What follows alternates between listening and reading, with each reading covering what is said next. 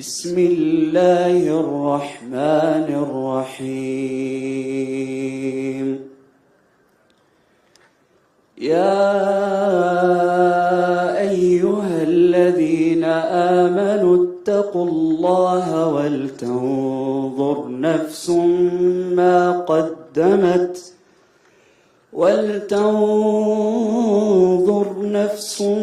ما قدمت لغد واتقوا الله إن الله خبير بما تعملون. ولا تكونوا كالذين نسوا الله فأنساهم أنفسهم أولئك هم الفاسقون. لا يستوي أصحاب النار وأصحاب الجنة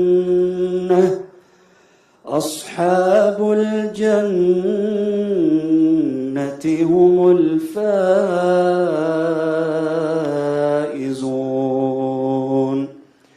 لو أنزلنا هذا القرآن على جبل لرأيته خاشعا متصدعا من خشية الله. وتلك الأمثال نضربها للناس لعلهم يتفكرون. هو الله الذي لا إله إلا هو عالم الغيب والشهادة هو الرحمن الرحيم. هو الله الذي لا إله إلا هو الملك القدوس السلام المؤمن المهيمن العزيز الجبار المتكبر. سبحان الله عما يشركون. هو الله الخالق البارئ المصور له الأسماء الحسنى يسبح له ما في السماوات والأرض وهو العزيز الحكيم.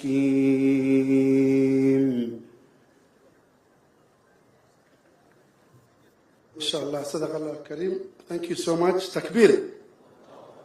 That amazing, young, beautiful voice. We really appreciate you. Ladies and gentlemen, once again, welcome to this Iftar dinner organized by Eastleigh Business District Association. And this will not have happened were it not for the guidance of our leader, Muslim leader, Somali leader, Honorable Duale Mpigeni Makofi Tafadhali, and also our Kamkunji Member of Parliament, Yusuf Hassan. Ladies and gentlemen, I want to welcome Sheikh Olenado to say a few words before we proceed. Sheikh, Fadlan.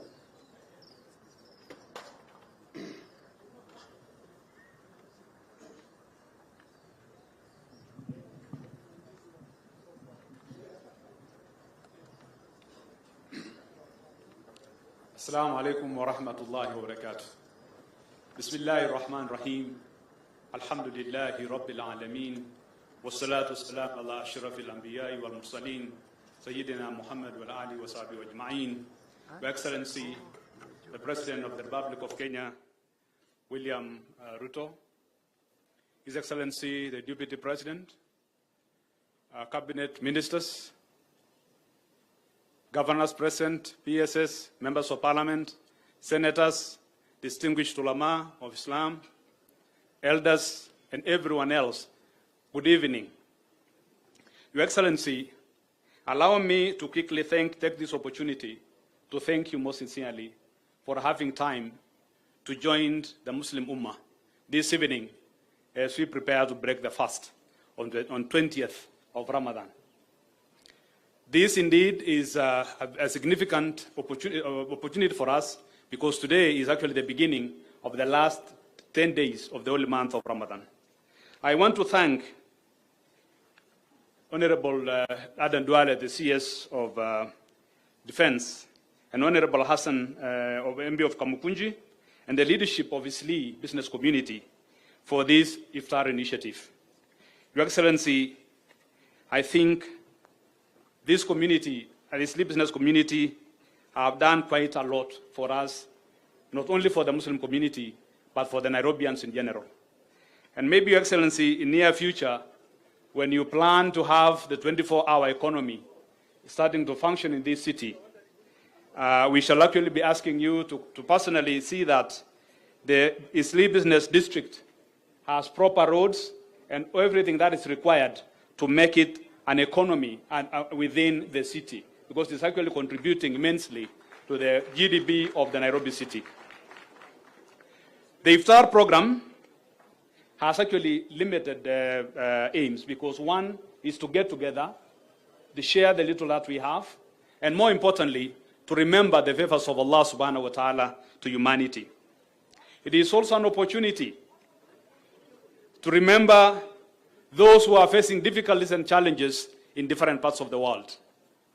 It is an opportunity for Muslims to call for justice and peace and well-being of the Kenyan people.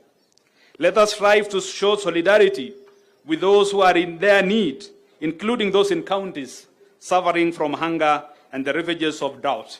Your Excellency, you remember 2 weeks ago and beyond, most parts of this country were facing severe drought. Despite that, we have gotten a little water now, but still the suffering is there, and they still need a lot of help so that they can actually overcome the challenges that they are facing. The Muslim leadership under the Supreme Council of Kenya Muslims thanks you most sincerely for forming a very inclusive government where Muslims are well represented. We encourage you to continue with the same trajectory, and we call upon those Muslims who have been given an opportunity to serve in government to be servants of all Kenyans and serve with utmost dedication, sincerity, and patriotism. Your Excellency,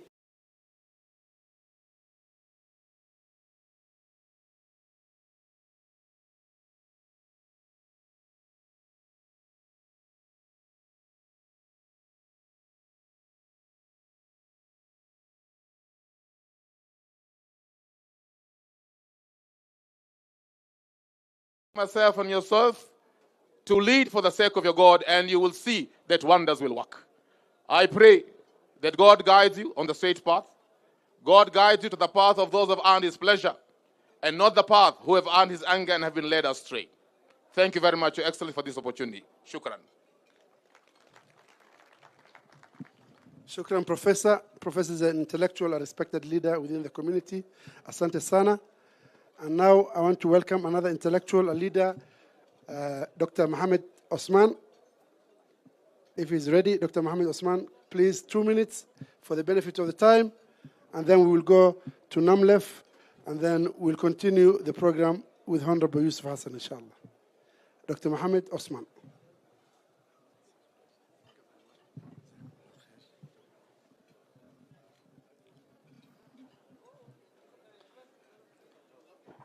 الحمد لله رب العالمين والصلاة والسلام على أشرف الأنبياء والمرسلين نبينا محمد وعلى آله وصحبه أجمعين. السلام عليكم ورحمة الله وبركاته. So Mubarak to all faithful fasting Muslims. Your Excellency President William Ruto, His Excellency Vice President, and all dignitaries who are here. I am elevated and very happy and thankful as a Muslim to Your Excellency for joining us this evening and gracing us with your presence at this special iftar. We really feel deeply honored to have you here. Thank you very much, Mr. President. Ramadan is a blessed month that provides us with an opportunity to reflect on our spirituality and faith, observe fasting during daytime, perform acts of worship and charity, and seek forgiveness of Allah subhanahu wa ta'ala. We hope that this gathering will foster understanding and strengthen our bonds as fellow human beings. Your Excellency, please know that you are warmly welcomed here as Islam is a religion of peace. We Muslims want to assure you, Your Excellency, that we want to live in peace. Kenya, a model of stability and peaceful country in Black Africa. We love this country, and as Muslims, we want to be part and parcel of this country. As Muslims, who are key stakeholders in our great country, we as citizens, business people, and professionals pray for and want your government to succeed. We also pray for a united, peaceful, stable, and prosperous Kenya. As you embark on your presidency, we offer you our full support and wish you the very best. Thank you, Mr. President. Thank you very much, Dr.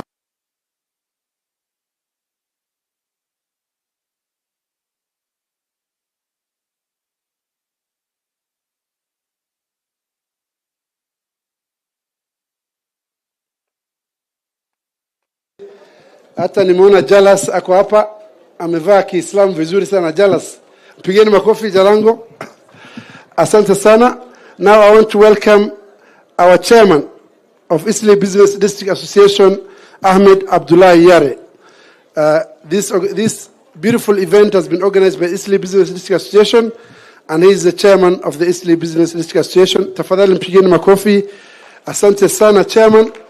Karibu sana. Thank you so much.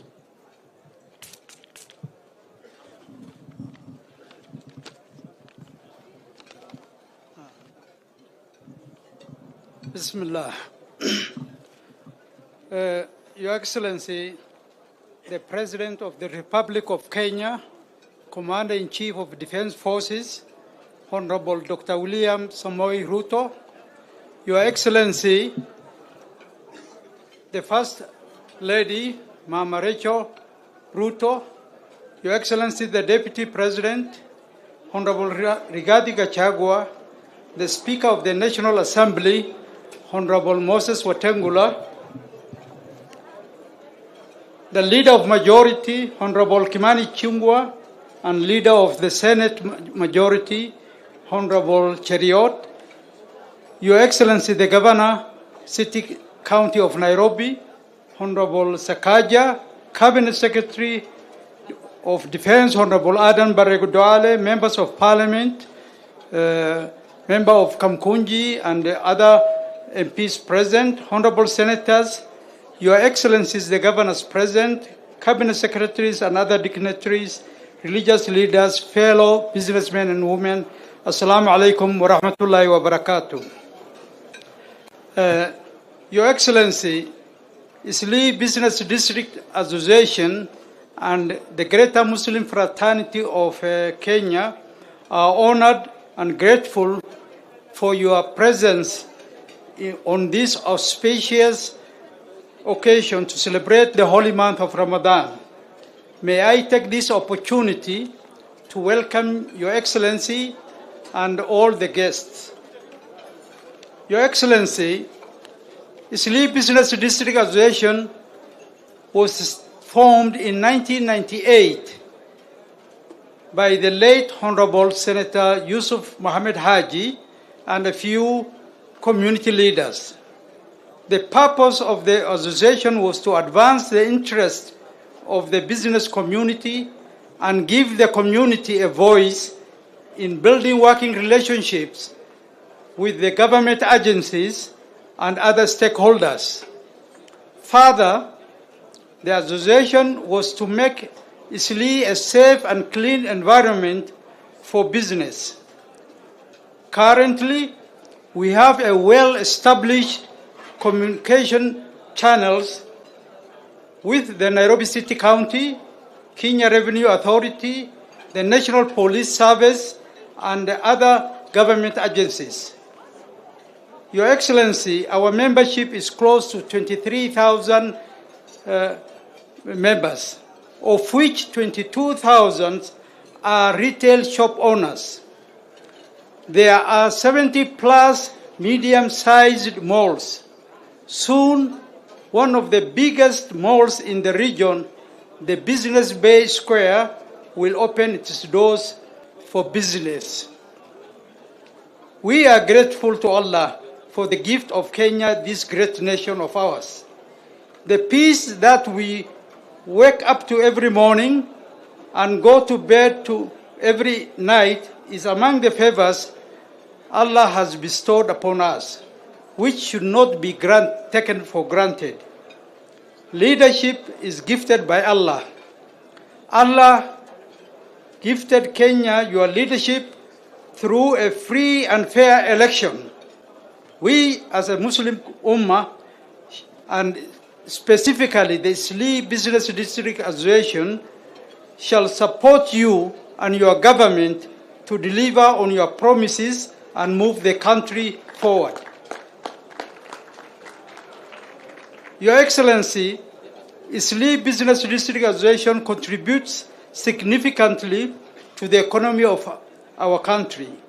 We provide employment in various sectors as construction, hospitality, banking, logistics and transport, aviation, energy, money transfer, hawala, and many others. Thousands of families from the low-income areas such as Madari, Kibera, Kayole, Huruma, and so on, depend on Eastleigh for their daily bread. Closure of business, even for one day, impacts negatively on the lives of these poor Kenyans. And we therefore hope and pray that the so-called maandamanos shall be called off for good for the sake of these poor families. Your Excellency, Eastleigh is a very important business hub in the East African region. Traders come from all over East African region as far as DRC Congo for bulk goods. The unreliability and unpredictability of business will take away these very important customers from us and scale down the economic contribution of our business hub. All the reasons why these demonstrations should be called off. Your Excellency, we are spreading our wings out of Eastleigh into other counties. We are upgrading into manufacturing. We are already in the business of manufacturing mattresses, furniture, motor vehicle lubricants, and many other things. It is worth noting that major banks in Kenya have got branches in Eastleigh, the likes of KCB, ABSA, Cooperative Bank, Equity, DTB, Gulf Africa, First Community Bank, Family Bank, Dubai Islamic Bank, and so on. This shows how the economy of Eastleigh is vibrant. The size of the honeypot in Eastleigh is beyond our thoughts. Your Excellency, we intend to build a world-class teaching and referral hospital which will attract foreign patients and students. Needless to say, this project shall be a major foreign exchange earner as well as other economic activities that will come with it. In conclusion, our business is Sharia compliant. On this, the Sharia of Islam and that of your government are similar. A breach of the government laws and regulations on business automatically translates to a breach of Islamic Sharia on business. Your Excellency, it is not all rosy the way I'm saying in Eastleigh Business District. We are faced with a number of challenges, but this is not the right forum to present those challenges to you. We know your doors are open and we shall come knocking soon. Thank you very much.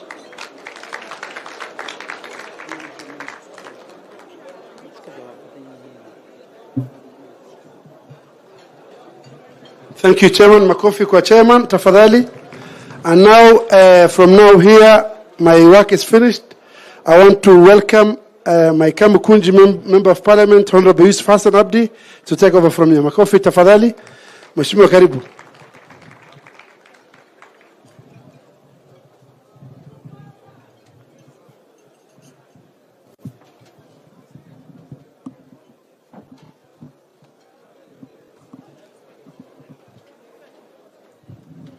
Assalamu alaikum wa rahmatullahi wa barakatuh.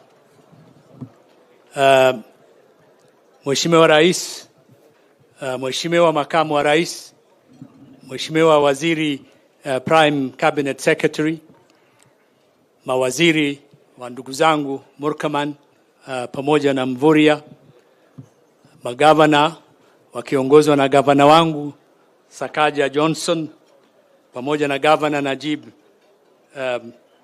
Jama pamoja na Governor MAK wa Mandera, wabunge na maseneta wengi ambao wamefika. Leo ni furaha kubwa sana sisi kama Waislamu wa Nairobi kwamba leo viongozi hao wote wako katikati yetu, wamekuja kututembelea na kushiriki katika iftar hii. Pia nataka kumshukuru mwenyekiti wa Eastleigh Business Association pamoja na viongozi wa kundi hilo wakiongozwa na Haji Ahmed Abdullahi Yare, akiwemo na viongozi wengine ambao wako hapa leo. Mheshimiwa Rais, ni furaha kubwa sana kwamba jioni hii umechukua wakati wako kuchukua wakati huu kuzungumza na kukaa katikati ya wananchi wako wa Kiislamu.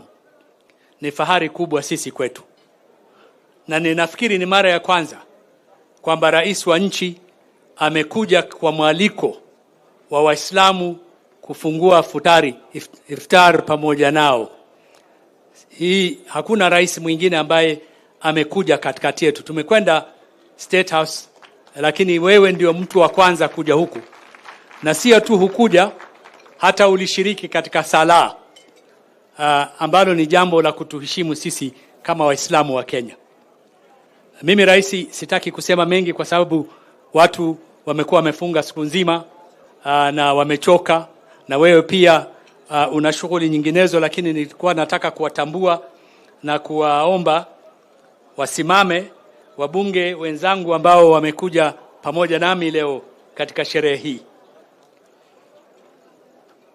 Yupo Mheshimiwa Kainan wa Eldas, yuko Mheshimiwa Farah Maalim wa Dadaab, yuko Mheshimiwa Shabir Shakir wa Kisumu, nina ndugu yangu Dido Raso kutoka Saku, Badi Twalib kutoka Mombasa, Abdul Haji Yusuf kutoka Garissa, Abdi Shurie wa Garissa, Senator Fatuma Dulo wa Isiolo, Mheshimiwa Ruweida Mohamed wa Lamu, Mohamed Abdikadir wa huko Mandera Lafe, Mheshimiwa Ali Chome, Mheshimiwa Hussein Waiten wa Mandera, Mheshimiwa Adan Daud wa Wajia, Mheshimiwa Abdi Shurie wa Balambala, Mheshimiwa Sulekha kutoka Mandera, Mheshimiwa Fatuma Jeho wa Wajia, Mheshimiwa Sheikh Abdi Shekho wa Ijara, Mheshimiwa Hussein Abdi Barre wa Wajia, Mheshimiwa Jalango MP wa mwenzangu wa Nairobi, Mheshimiwa Mohamed Ado, Mheshimiwa Ibrahim Sane, Senator Marian, na mwisho sijamsahau Mheshimiwa Abdi Sheikh Mheshimiwa Abdurrahman Daud, ulikuwa number 1 katika list yangu. Wa Meru Imenti. Karibu sana. Kama kuna mheshimiwa mwingine ambaye nimemsahau, tafadhali simama ili nikuone, kwa sababu mzee wangu mzee Mohamed Abdelkadir wa Lagdera. Karibu sana. Alafu kuna waheshimiwa wengi wa zamani ambao ningeomba, nimemsahau mheshimiwa Hassan Omar, the latest boy on the block wa Yala. Karibu sana. Meja Deko. Kumradi simama tukuone tafadhali. Adhan Haji. Uko wapi? Assalamu alaikum. Muliro Yusuf, my namesake. Wote nawakaribisha na nawashukuru kwamba mmetuheshimu kujiunga nasi jioni hii. Next time nitajaribu zaidi kwa majina.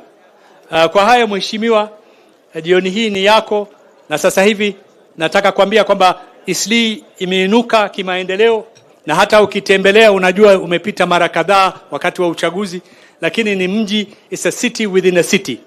Na hata jana nilitembelea soko jipya linaloitwa Business Bay Square, ambayo ni soko kubwa zaidi katika bara la Afrika. Mimi nilitembea kama kilomita 6 nikachoka, nikaondoka. Wakaniambia bado imebaki kilomita 6 nyingine ya shopping katika hiyo eneo, na wanakusubiri sana kwa hamu. Siku moja utakuja, na najua Maalim Weli ambaye ni mfanyabiashara ambaye ni mwanzilishi wa soko hiyo, nilimuona yupo. Maalim Weli yuko upande gani? Maalim Weli yuko hapo, na ananiomba kila siku nikujulishe kwamba ameshamaliza hiyo soko na tayari ifunguliwe karibuni. Nataraji utatutembelea wakati huo. Assalamu alaikum. Na sasa hivi nataka kumkaribisha Waziri Duale ambaye sikumtaja kwa sababu yeye ni wa kwetu, aje kutujulisha wale wengine waliopo hapa. Karibu sana mheshimiwa.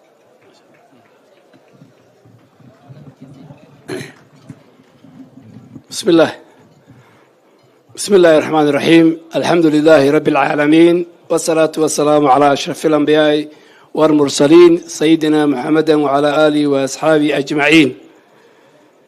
Your Excellency, the President of the Republic of Kenya, Dr. William Ruto, Your Excellency, the Deputy President, our brother Rigathi Gachagua, His Excellency, the Prime Cabinet Secretary,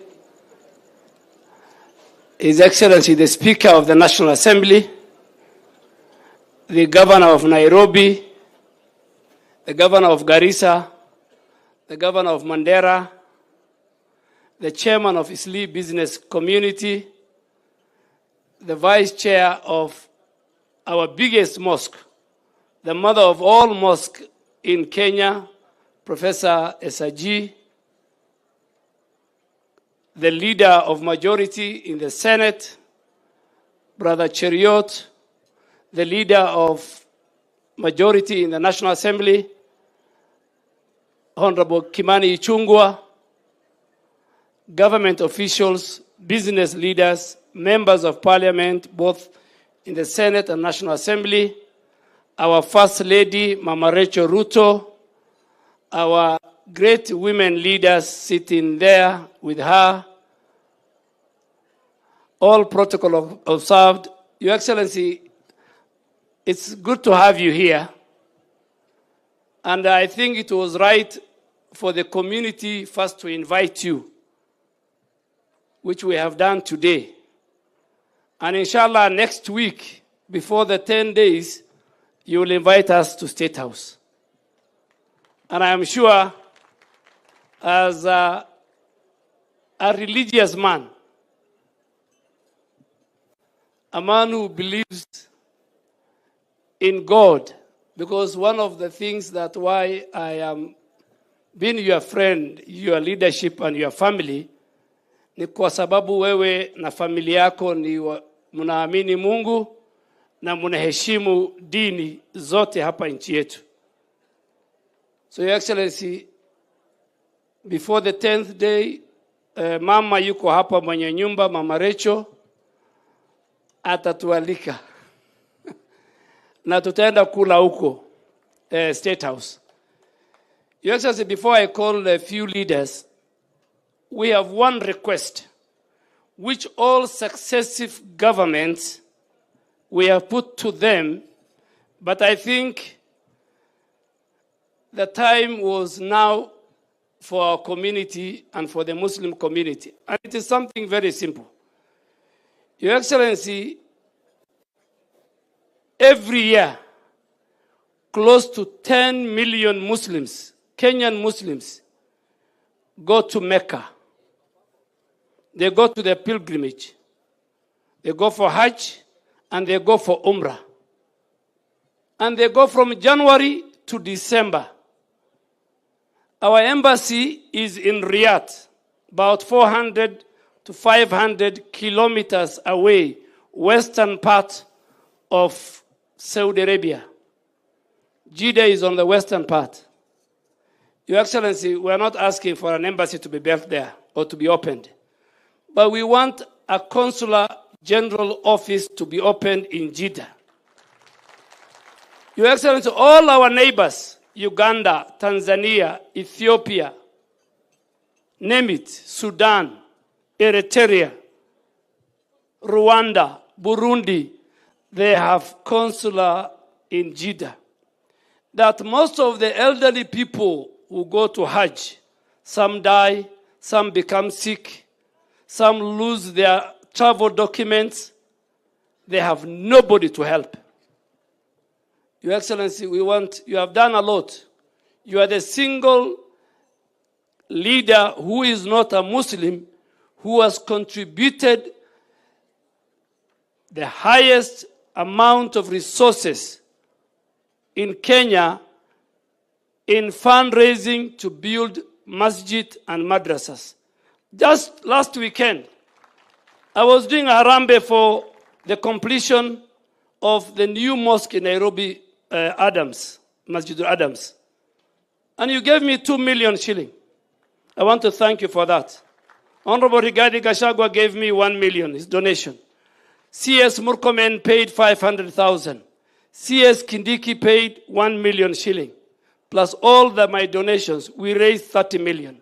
So your footprints are found in this community. All we are asking, Your Excellency, with a lot of humility, just open and post for us a consular general before the next Hajj, which is 3 months from now, so that when you make a trip to Saudi Arabia, Your Excellency, you can get time to go and visit. I know that Jeddah is about 30 minutes, 40 minutes drive to the Holy Mosque, where so many people, in fact, today, in the last 10 days, I'm sure they're close to about 10,000 Muslims from Kenya there. That's my only plea, Your Excellency. I want to thank the Eastleigh business community, and we have agreed with them, Your Excellency, after Ramadan, you'll give them an audience so that they can say the challenges they face in making business, ease of doing business in Eastleigh.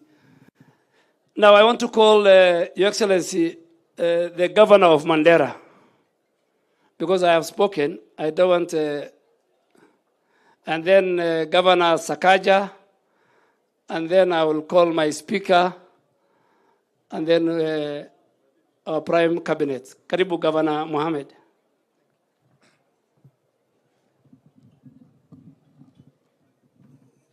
Thank you very much, CS. Your Excellency, the President of the Republic of Kenya, Your Excellency, the First Lady, Your Excellency, the Deputy President,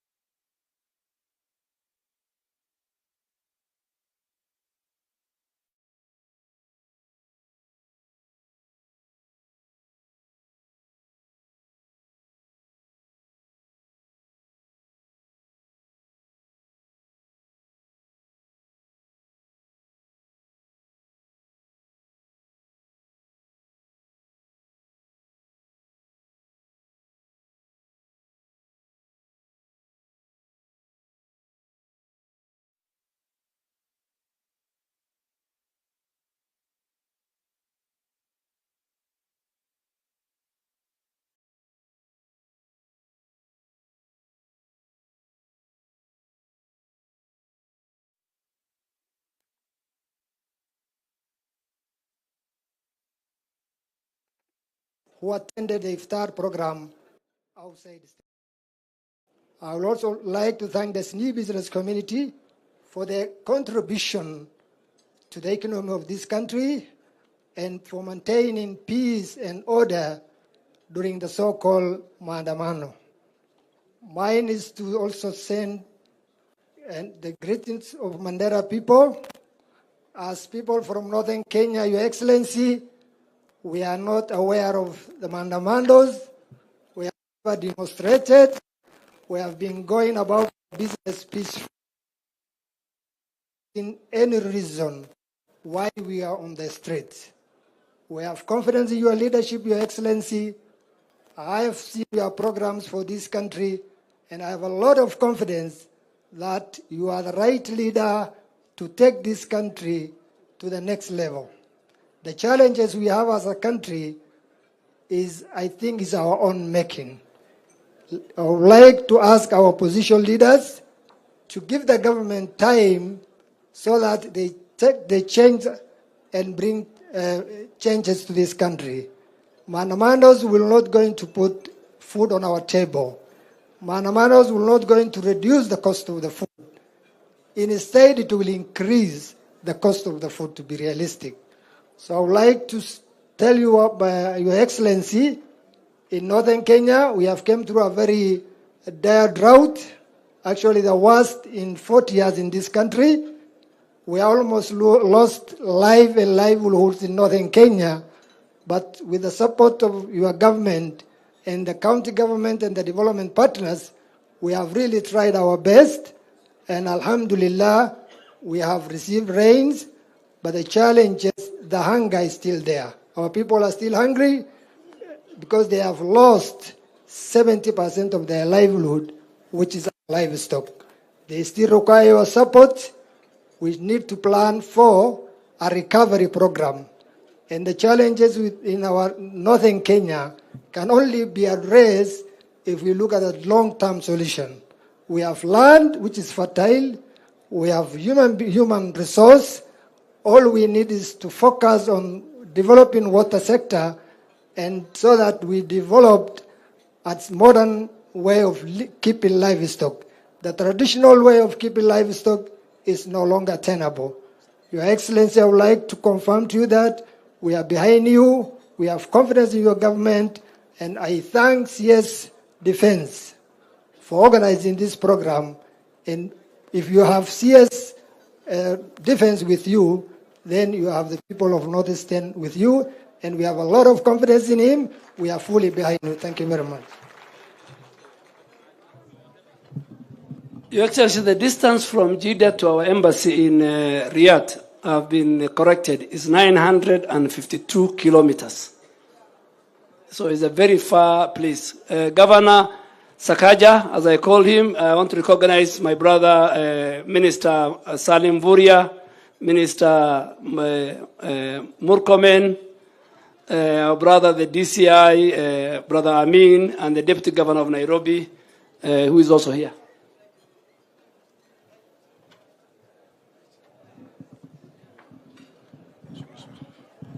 Asante sana.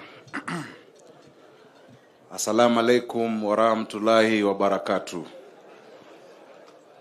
Your Excellency, Rais wetu mpendwa William Samoei Ruto, Makamu wa Rais Rigathi Gachagua, Mama wa Taifa, mawaziri, Prime Cabinet Secretary, waheshimiwa wenzangu na ndugu zetu Waislamu.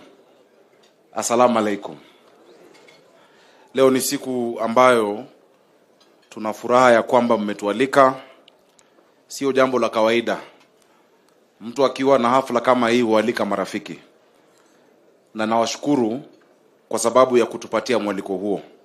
Nashukuru waziri wetu Duale, nashukuru Mzee Yare, rafiki yangu ambaye ndio chairman wa Eastleigh Business Community.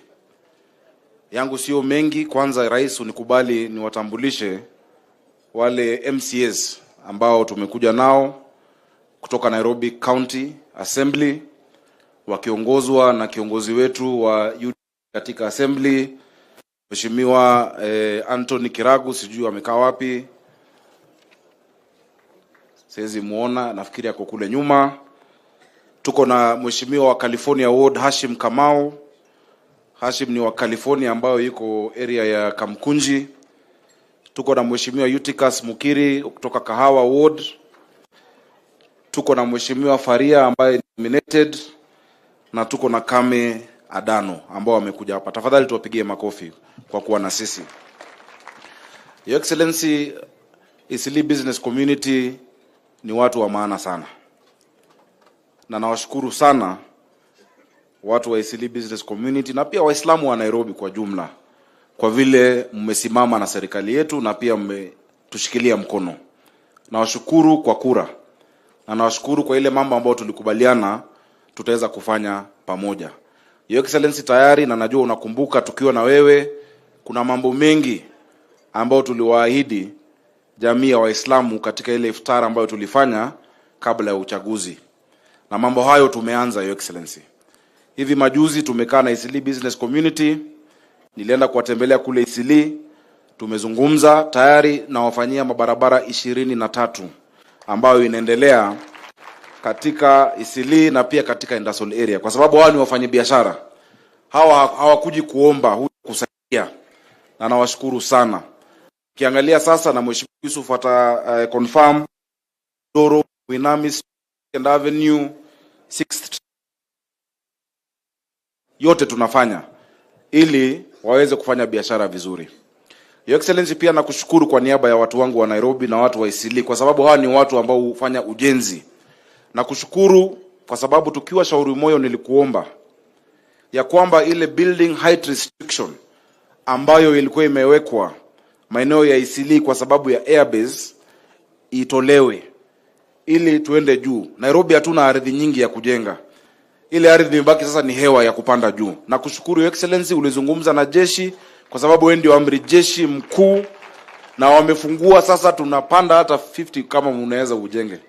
Lakini tutatangaza the new zoning framework, nafikiri floors 25. Your Excellency, ni mambo mengi ambayo sitataja yote kwa sababu ya muda, lakini nakumbuka tulisikia kilio ya vijana wetu sana sana wa Kamkunji na Eastleigh kwa mambo ya harassment, mambo ya filing na mambo ya kubagua wakati wa kutafuta vitambulisho.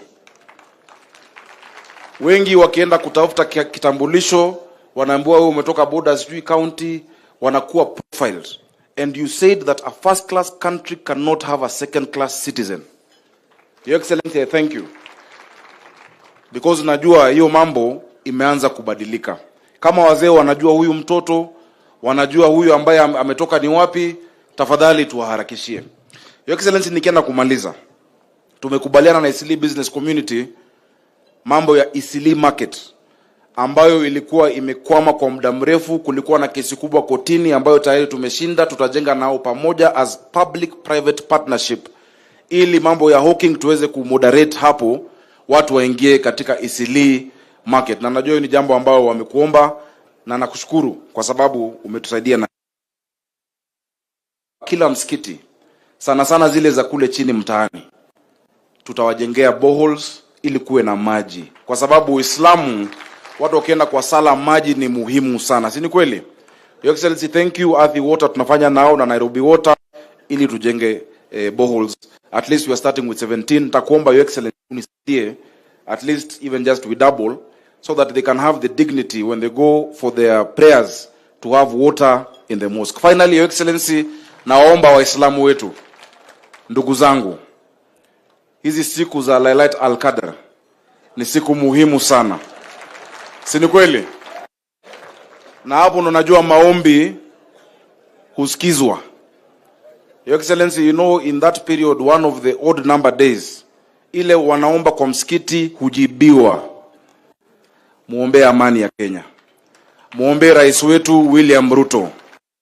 Rais wetu William Ruto apate maarifa, aongoze bila kusumbuliwa, kwa sababu kura alishinda na yeye ndo amekalia kiti, si ni kweli? Asante sana, tuko pamoja, Waislamu na pamoja. Thank you. Governor, inaitwa the odd nights are called Laylatul Qadr. Yeah. Now with your permission, let me ask my speaker, Mr. Speaker, sir, Mheshimiwa Musalia Mudavadi, alafu Mheshimiwa Musalia atamwalika Deputy President, and then the Deputy President will call the President.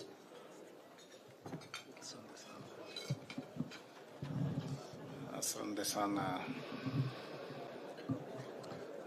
Ndugu zetu Waislamu, assalamu alaikum. Your Excellency, the President, Mama Rachel, Your Excellency Rigathi Gachagua, our DP, governors present, cabinet ministers, wabunge wetu, na waheshimiwa waalikwa katika hafla hii. Kwanza kabisa ni kuwashukuru wafanyabiashara wa Eastleigh, the Eastleigh business community, mwenyekiti wao akiwa rafiki yangu mkubwa kwa muda mrefu, kwa kutuandalia hii hafla ya iftar. Tunashukuru sana kwa sababu kutuleta pamoja ni kuja kukumbuka ya kwamba lolote tufanyalo lazima tumheshimu Mungu, tumwabudu Mungu, tupeleke maombi yetu kwa Mungu kwa wakati ufaao, na kama jamii ya Kenya tuwe tunaketi pamoja vile tumeketi leo. Eastleigh, Your Excellency, ni mahali ambapo wengi wetu tuna ile feeling inaitwa nostalgia. Wakati tulikuwa tukianza kazi hapa Nairobi, nilikuwa naenda Eastleigh kwa hoteli on 3rd Avenue inaitwa Munawar, kwenda kula chakula inaitwa Arosto. Kila lunch time tulikuwa tunaelekea Eastleigh. It used to take us 5 minutes from city center to Eastleigh. Lakini sasa Eastleigh is a city within a city. It's the heartbeat of everything. You can get whatever you want in Eastleigh, na tunawashukuru sana. Kukua kwa Eastleigh, Your Excellency, ni kwa sababu ya kuzingatia amani katika nchi yetu. Na wewe kama rais wetu, tunaomba Wakenya wote wakuunge mkono ili uendelee kuleta amani na kupiga hatua kubwa ya maendeleo katika nchi yetu. Tukiswali wakati huu wa Ramadhan, ni kuwaomba Wakenya wote, ukiwa dini gani, sisi wa Kristo, nyinyi Waislamu, lazima tuwe kitu kimoja kwa sababu hatuna nchi nyingine. Lazima tushirikiane, tushike nchi yetu pamoja ili tuweze kuchangia na kusukuma gurudumu la maendeleo. Kule bungeni sisi tumeapa tutafanya kazi yetu vilivyo, na hatutakubali wale ambao wanataka kufuruku amani katika nchi yetu.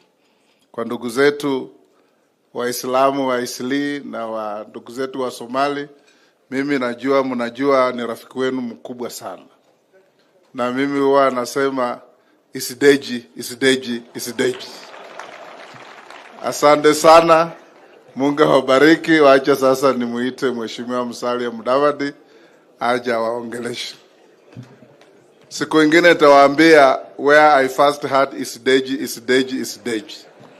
Asante sana.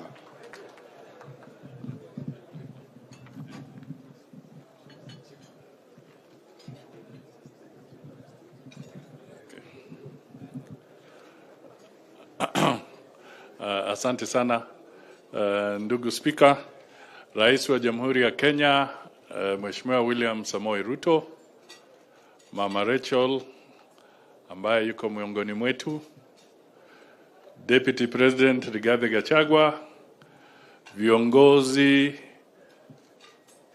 Waislamu ambao wako hapa kwa hii hafla ya iftar, ndugu na dada, hamjambo. Yangu nitaongea kwa kifupi sana kwa sababu mimi sielewi isideji. Kile tu mimi ningependa kuhimiza ni kwamba nyinyi kama wafanyabiashara ambao mumetualika hapa, mumefanya kazi nzuri sana katika taifa letu na mnazidi kufanya kazi nzuri. Kama kuna kile wanaweza ita kwa kimombo urban renewal, jamii ambayo imehusika sana na urban renewal, yani kutoa sehemu zetu za Nairobi zingine ambazo watu walikuwa wakifikiri kwamba sasa haziwezi inuka tena, basi wafanye biashara wa Eastleigh kwa kijumla, you have got an A distinction kwa mambo ya urban renewal. Jambo langu la mwisho, nilikuwa naambia Sakaja pale kwamba tukiwa wadogo, mji wa Nairobi ulikuwa unaitwa the green city in the sun. I don't know if you can remember that. The green city in the sun. Rais wetu anazungumzia sana mambo ya climate change na kuwa na uwezo wa kubadilisha hali yetu ya mazingira ili turudishe sehemu zetu katika Kenya nzima into a green territory.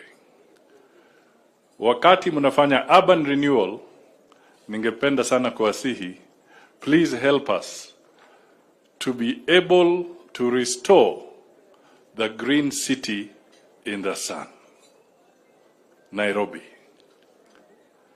Hilo ndio ombi langu, na sasa ni wajibu wangu na furaha yangu kumwalika Rigiji ambaye ndio deputy president wetu, naye aseme yake machache.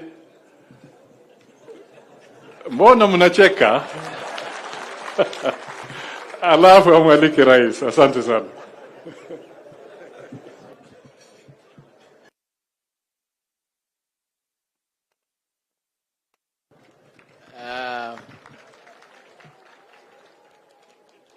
Your Excellency, the President of the Republic of Kenya and Commander-in-Chief of the Defense Forces, Dr. William Ruto, Your Excellency, the First Lady, Mama Rachel Ruto, the Prime Cabinet Secretary, the Honorable Musalia Mudavadi, the Speaker of the National Assembly, leaders of the majority in both houses, Waziri wetu Aden Bare Duale, and other Cabinet Secretaries, ndugu zetu Waislamu, salamu alaikum. Asante sana, tumeshukuru sana kufika hapa kwa hii sherehe, na inakuanga ni furaha yangu kutembelea ndugu zetu na dada zetu Waislamu, kwa sababu kuna kitu moja mimi tunaelewana na Waislamu. Mimi kama nyinyi sipendi dhuluma.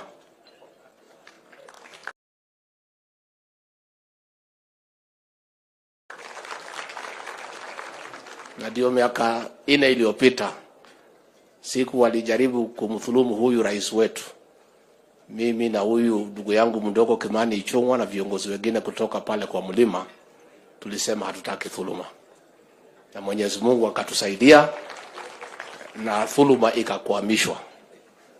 Kwa hivyo tukifika hapa tunashukuru sana. Ya pili, napongeza sana huyu mheshimiwa Aden Duale. Katika wale Waislamu mimi najua huyu Duale hako na damu yetu pale kwa mlima kuwa na msimamo thabiti. Waislamu wengine walipotishwa, wakaambiwa watafungwa, biashara zao zitahangaishwa. Mheshimiwa Duale alisimama imara, na ndio na sisi na rais tukasema mtu yote yako na msimamo ni mtu mzuri, ndio tukampatia wizara ya ulinzi, kwa sababu hiyo inataka mtu yuko na msimamo. Your Excellency, hawa jamii ya Waislamu nawapenda. Umefanya kazi mingi sana huko, kujenga madarasa, kujenga misikiti, kuchangia akina mama, kuchangia wale wanaenda masomo ng'ambo na kutembea huko. Na ndio ulituagiza tuhakikishe ya kwamba katika zile county ambayo wako ya Mandera, Wajir, Garissa, Marsabit, Isiolo, Tana River, tuhakikishe ya kwamba wakati ya kiangazi tumetuma chakula ya kutosha, na rais wetu hata kama hatujatosheleza kila mtu, tungetaka kukarifu ya kwamba hakuna Mkenya yote amekufa kwa sababu ya njaa, kwa sababu ya ile juhudi ulituagiza tufanye. Sasa nikimalizia tu, najua mimi ni mtu ya kusema ukweli, na wakati hii ya mwezi mtukufu ya Ramadhani ndio wakati ya ukweli. Niulize tu swali moja kwa sababu labda sielewi. Huyu rais wetu amekuja pale, amejenga madarasa, amejenga msikiti, amechangia wamama, ametembea kila pahali, amekuwa rafiki yenu wa dhati, amekuwa karibu na nyinyi. Lakini siku yeye alihitaji usaidizi, mlimpimia kidogo. Na tunashindwa kwa sababu hatuelewi, kwa sababu zile chache mlitupatia tunasema asante. Sisi ni watu ya shukrani, tunashukuru sana. Lakini tuliumia kidogo kwa sababu yule alipata mingi, hakuna historia ya msikiti hata moja amejenga. Hakuna record yeyote amejenga madarasa hata moja. Hakuna shule amejenga. Hakuna wamama amesaidia. Anakujaga tu mkutano moja, anasema takribil, mnampatia kura. Sasa mimi naomba tu nikiwa hapa, tafadhali, vile nyinyi hampendi dhuluma, huyu rais wetu pia, wakati ukifika, mkumbuke yeye kwa yale mazuri amemfanyia. Sababu ni mzuri kutenda haki. Amekuwa pale siku mnamhitaji, ametembelea nyinyi, ameshiriki kwa kila kitu mmemwalika. Siku na yeye anahitaji nyinyi, mnaenda kwa yule ambaye hakuna chochote amefanyia nyinyi. Ya mwisho nikimalizia, Your Excellency, niombe msamaha kwa hao watu ya Eastleigh, kwa sababu siku ya kwanza maandamano ilipotangazwa, hatukuwa tumejua ni ya kuharibu mali ya watu. Tulikuwa tunafikiria tu ni mambo ya kupiga kelele ya siasa alafu warudi nyumbani. The first day wakaingia pale Eastleigh, wakaharibu mali ya wafanyabiashara. Lakini siku ya pili, Your Excellency, tulihakikisha hakuna hata kamoja kalikanyanga Eastleigh. Hakuna kamoja kalikanyanga CBD. Ningetaka kutoa hakikisho kwa niaba ya rais, kama watarudi vile wanatisha, hakuna hata kamoja katakanyanga Eastleigh ama town, kwa sababu Eastleigh is an important hub of our business and is a serious player of our economy, and we have a responsibility as a government to protect business, and our work is to make sure we expand business and create the right environment. So I want to assure on behalf of my boss, the Eastleigh community, please do your business in peace and expand. The government of the Republic of Kenya under President William Ruto will not, under any circumstances, allow anybody, I repeat, anybody, I repeat again, nobody will be allowed to destroy property in this country. So as you expand your businesses, please do so with the full knowledge that you have a responsible government that respects business. Mambo ya siasa hiyo wacha tufanye kule bunge. Kimani Ichung'wa is equal to the task. Asikize mambo ya hiyo watu, amalizie huko. Kama anahitaji usaidizi wetu atatuambia. Sisi tufanye biashara, tulinde kila mtu, tulinde maisha ya Wakenya, tusaidie biashara. Ndio hii Kenya yetu ikae mzuri. Tumekubaliana? Pale mbele mtamwangalia huyu bosi yangu mzuri. Mlimuumiza kidogo lakini ni sawa. Lakini yeye hata mkimuumiza hachoki. Hata mkimuita next year atakuja. Hata mkimwacha pale 27, mkimuita 2020 atakuja tu. kwa sababu anapenda nyinyi. Kwa hayo mengi, ningeomba kwa heshima zote tusimame kwa heshima kubwa, munisaidie kumkaribisha Rais wa 5 wa Jamhuri ya Kenya, President William Ruto. Karibu Mheshimiwa Rais.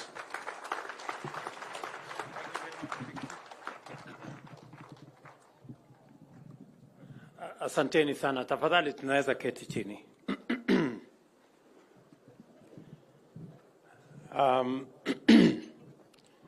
Waheshimiwa viongozi wenzangu, ndugu Waislamu, assalamu alaikum. Kwanza jioni ya leo nataka nimshukuru Mungu kwa kutupatia hii nafasi ya kuungana pamoja na nyinyi katika siku hii ya kwanza kwa siku 10 ya mwisho katika mwezi huu mtukufu wa Ramadhan. Asanteni sana kwa Mzee Ahmed na Eastleigh District Business Community. Asanteni sana kwa kutukaribisha. Asante sana kwa kupanga ili tuweze kupata nafasi hii tuungane pamoja na nyinyi, hasa katika nafasi ya maombi. Wengine wetu tumefika mahali tumefika kwa sababu ya maombi, na tunajua umuhimu na maana ya maombi. So kila tukipata nafasi ya maombi, hiyo ni nafasi ya muhimu sana.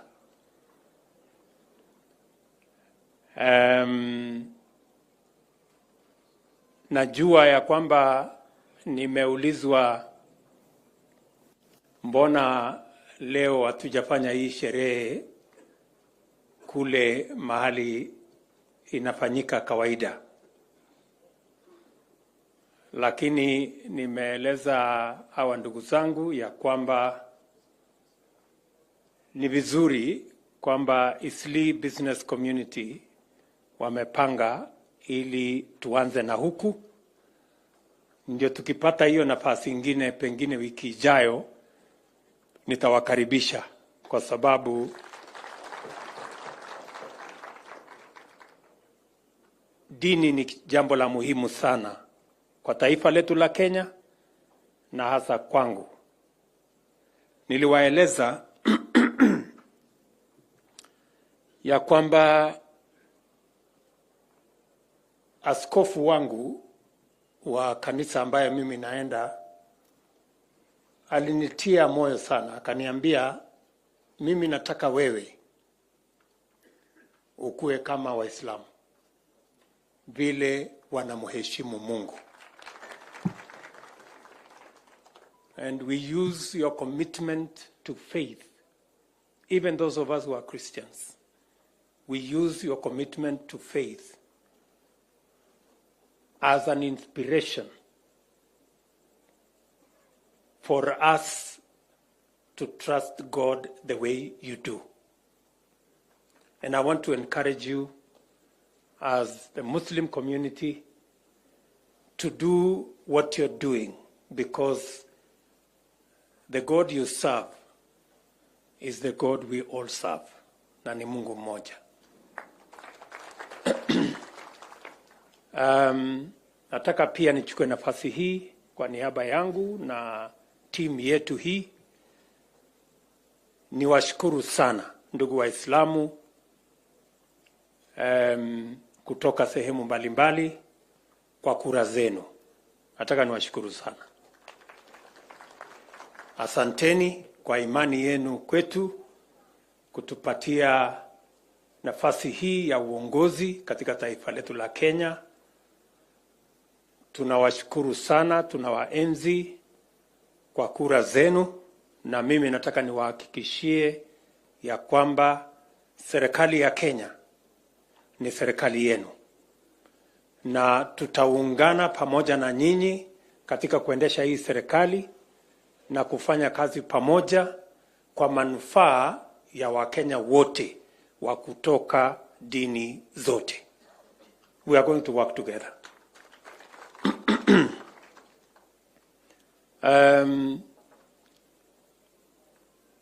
Hata mbali na dini tulizo nazo, binadamu bila dini hana tofauti na mnyama. Na mimi ninaamini ya kwamba when I see what you do, when I see you fast, that is what we do also as Christians. We fast because it is the same God that we believe in. And we must continue to trust God even for our nation, kama taifa letu la Kenya. Mimi najua ya kwamba wengi wenu ni watu ambao mnamcha Mungu. Na sote tunataka taifa letu la Kenya liwe ni nchi ambayo inamcha Mungu. Na katika kule kumcha Mungu niliwaeleza, tulikuwa na wakati mgumu sana wakati wa uchaguzi uliopita, kwa sababu mambo yalikuwa mengi. Mimi mwenyewe nilipoteza marafiki wangu wengi kwa sababu ya siasa hii ambayo ilikuwa wakati huo ya vitisho na hii na ile. Lakini there is something God taught us in this election. Na Mungu alitufundisha, mbali na uwezo, mbali na mamlaka ya binadamu, kuna Mungu mwenye anaamua.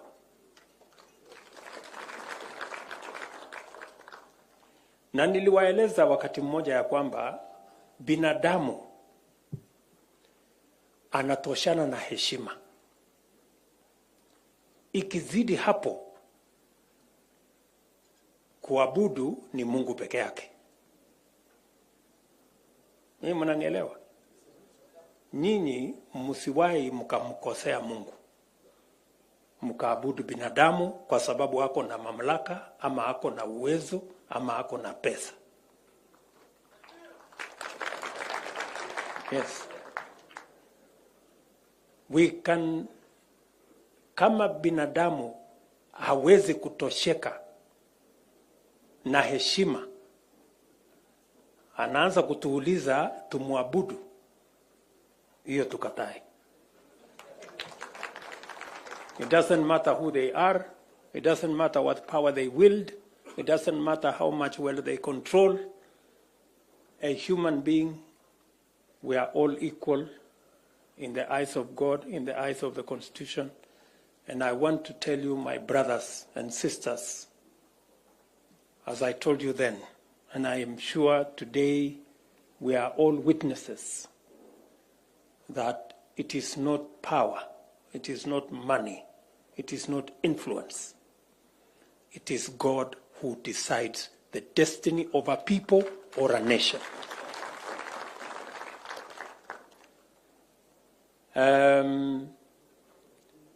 Na mimi nataka niwashukuru sana kwa vile tuliungana, tumeshirikiana na tutapeleka taifa letu la Kenya mbele pamoja.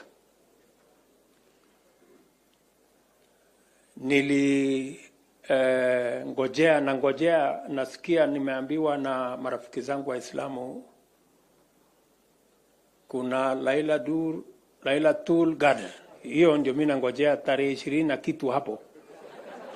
Ndio nitawaalika, kwa sababu ile changamoto tuko nayo Kenya inahitaji maombi ya hiyo ya karibu ndio ifike.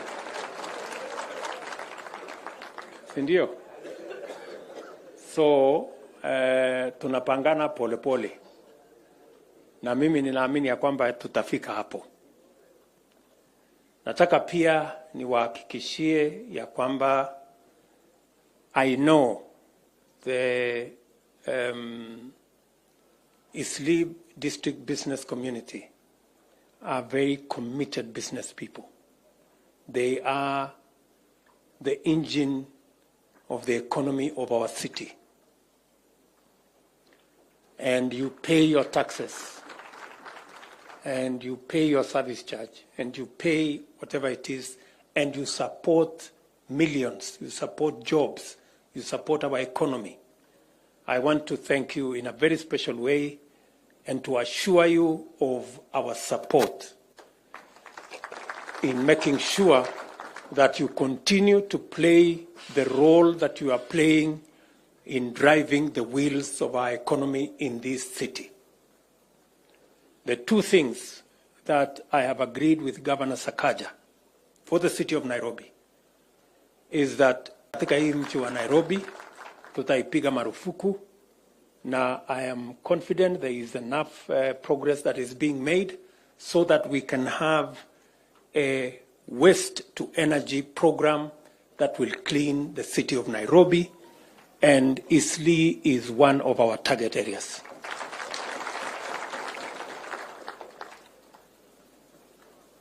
Jambo la pili, vile vile tumekubaliana katika mji wetu wa Nairobi, ndani ya hiyo maneno ni mambo ya Nairobi Rivers Commission. We cannot continue to live in a city where the rivers are full of sewage and shit. We have to remove it. And again, under the office of the Deputy President, that program is on course so that we can live in a decent, dignified, healthy city.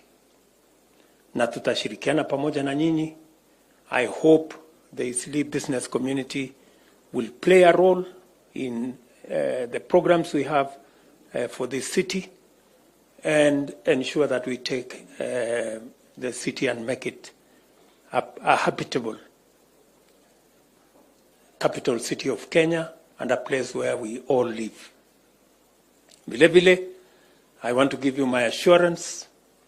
I know there are some roads that stalled but I'm happy that we have now started the road from Isiolo, Kulamawe, from Kulamawe to Modogashe. I want to give you my assurance that that road will be built. Shortly, in another 2-3 months, we will again commission the road from Elwak to Ramo, another 140 kilometers,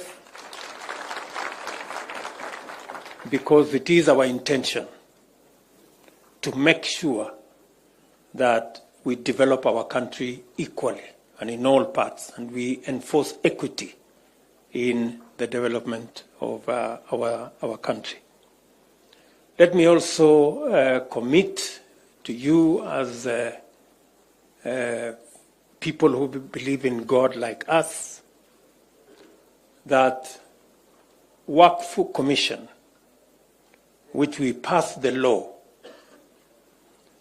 I have instructed the Attorney General to make sure that the commissioners are elected so that I can appoint the chairman, and then we give every Muslim and every person of goodwill the opportunity to make their contribution so that we can continue to build facilities that support the less fortunate in our society.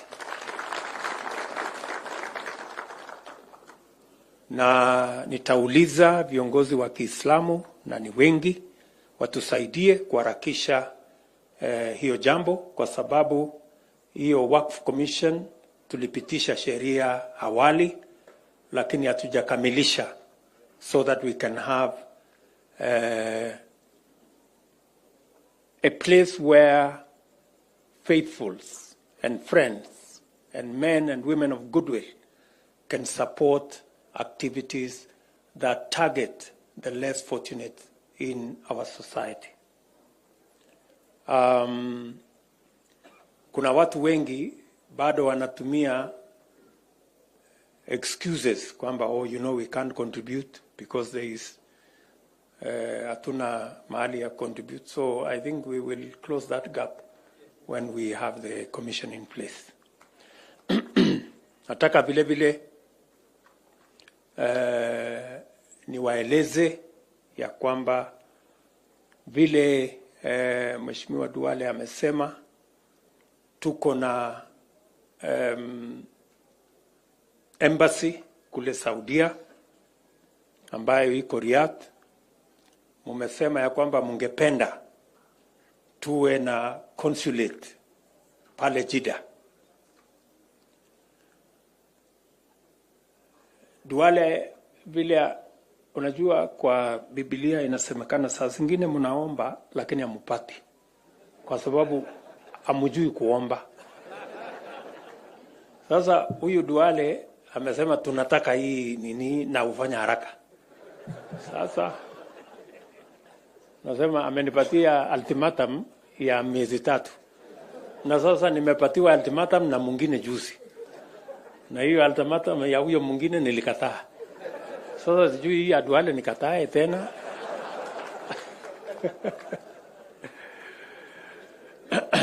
Lakini kwa sababu ni mambo ya dini. Kwa sababu ni mambo ya dini na tunaheshimu Mungu.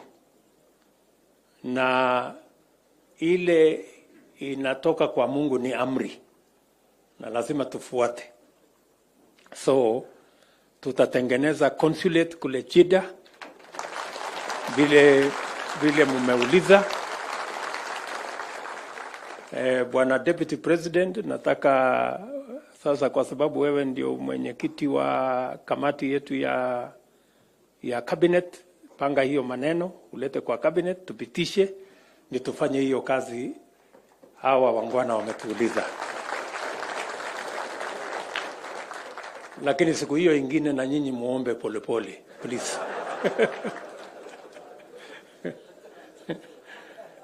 Sindio? So, mimi sitaki kusema kuzidi hapo. Mimi nimefurahi sana kuwa kati yenu. Nataka tu niwahakikishie ya kwamba tutafanya kazi pamoja na nyinyi. Msikuwe na wasiwasi, yale yaliyopita, Waswahili wanasema yaliyopita si ndwele. Tugange yaliomo na yale yanayokuja kule mbele. Tutashirikiana pamoja. Najua vile vile ya kwamba unajua katika hii siasa kuna vile Mungu naye anapanga. Sababu sisi ni binadamu, si ndio? Naye kuna vile Mungu amepanga. Na mimi nataka niwahakikishie ya kwamba tutafanya kazi pamoja, tutaunganisha taifa letu la Kenya, tutapanga mambo ya uchumi vizuri na tutahakikisha kwamba Kenya inasonga mbele. That one is my commitment to you. Poleni mzee chairman wa Eastleigh Business District, Kisii District Business Community. Poleni ule rafiki yangu, nasikia alikuja huko kwenu na akaandamana na watu ambao walikuja kuibia nyinyi masimu, wakaharibu mali yenu, wakafanya sijui mambo gani. So mimi nataka niwahakikishie Mungu ametusaidia. Hiyo maneno sasa tumekomesha. Tumesema mambo yote tupeleke wapi? Kule bunge, watu waende wazungumze huko na tukubaliane tuweze kupeleka mambo yetu mbele, tuache fujo, tuache vita, tuendelee kama watu wa Kenya. Na mimi nakubaliana na nyinyi, in an environment of violence and chaos, business gets affected, development gets undermined, and progress is put in jeopardy. So we must all work together towards a peaceful nation, working together in the right direction, in unity of purpose as a nation.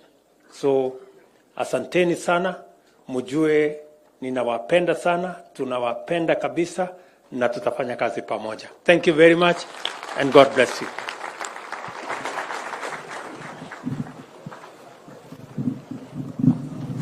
Thank you, Excellency. Let me call first Professor Saji.